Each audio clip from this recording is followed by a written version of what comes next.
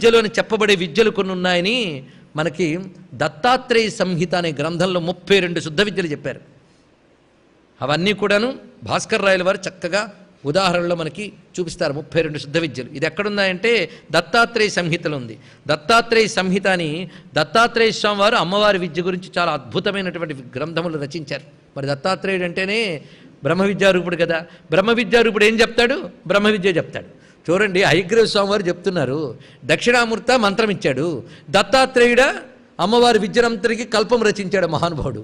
అంటే మొత్తానికి దత్తాత్రేయుడు, దక్షిణామూర్తి, హయగ్రీవ స్వామి వారు కలిపి చెప్పిన విద్యయే శ్రీ విద్య. అది శ్రీ విద్యలో దత్తాత్రేయుడు ఉన్నాడు.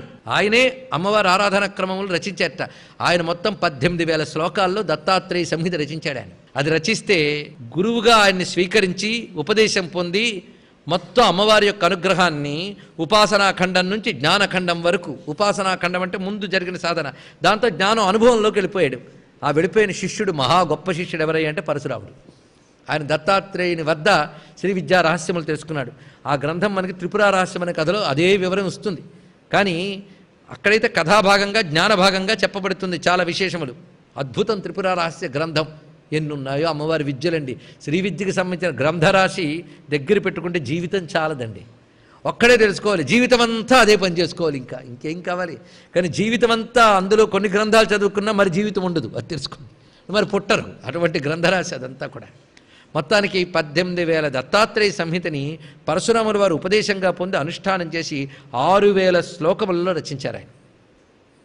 దానికి పరశురామ కల్పసూత్రములు అని పేరు. ఇది విశేషం. దాన్ని తీసుకుని చాలా చక్కగా పరశురామ కల్పసూత్రములుగా తీర్చిదిద్దిన వాడు సుమేధ అనబడేటువంటి మహానుభావుడు. ఈ పరశురాముని ద్వారా కూడా ఈ విద్యను గ్రహించి అందించాడు.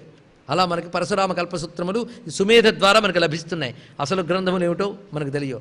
ఆ దత్తాత్రేయ సంహితలో చెప్పబడ్డ 32 అమ్మవారి విద్యా విశేషాలని భాస్కర్ రాయల వారు ఉదాహరణ చేశారండి. మొత్తం 32.